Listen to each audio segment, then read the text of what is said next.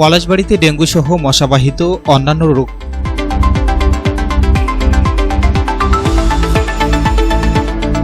আসসালামু আলাইকুম। এমকে টেলিভিশনের নিয়মিত সংবাদে আপনাদের স্বাগত জানাচ্ছি আমি ঋতু আক্তার। এতক্ষণ শুনলেন সংবাদ শিরোনাম, এখন ডেস্ক থেকে বিস্তারিত। মশাবাহিত অন্যান্য রোগ প্রতিরোধে পরিষ্কার পরিচ্ছন্নতা অভিযানের উদ্বোধন। গাইবান্ধার পলাশবাড়ি উপজেলায় ডেঙ্গু সহ মশাবাহিত বিভিন্ন রোগ প্রতিরোধে পরিষ্কার পরিচ্ছন্নতা অভিযান উদ্বোধন করা হয়েছে। শনিবার সকালে পলাশবাড়ি উপজেলা প্রশাসনের উদ্যোগে এ পরিষ্কার পরিচ্ছন্নতা অভিযানের উদ্বোধন করেন উপজেলা নির্বাহী অফিসার শেখ জাবের আহমেদ। উদ্বোধনের পর উপজেলা পরিষদ চত্বর সহ বিভিন্ন গুরুত্বপূর্ণ স্থানে পরিষ্কার পরিচ্ছন্নতা কার্যক্রম পরিচালনা করা হয়।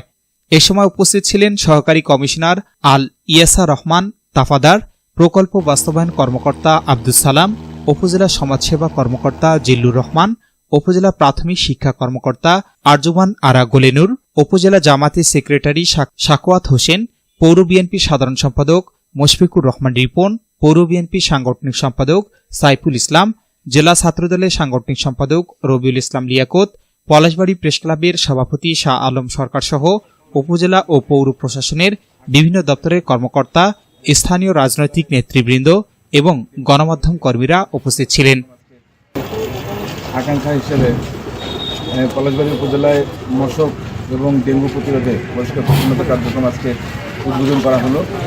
আপনারা জানেন যে জলাবদ্ধ যে কোনো জায়গায় এই এডিস মশাটা প্রাদুর্ভাব ঘটে। আমরা পৌরসভা, উপজেলা প্রশাসন এবং স্থানীয় গণ্যমান্য বিভিন্ন রাজনৈতিক দল এবং সমাজের আপামর জনসাধারণের অংশগ্রহণে আজকে আমরা উদ্বোধন হলো এই পরিষ্কার পরিচ্ছন্নতা অভিযানের।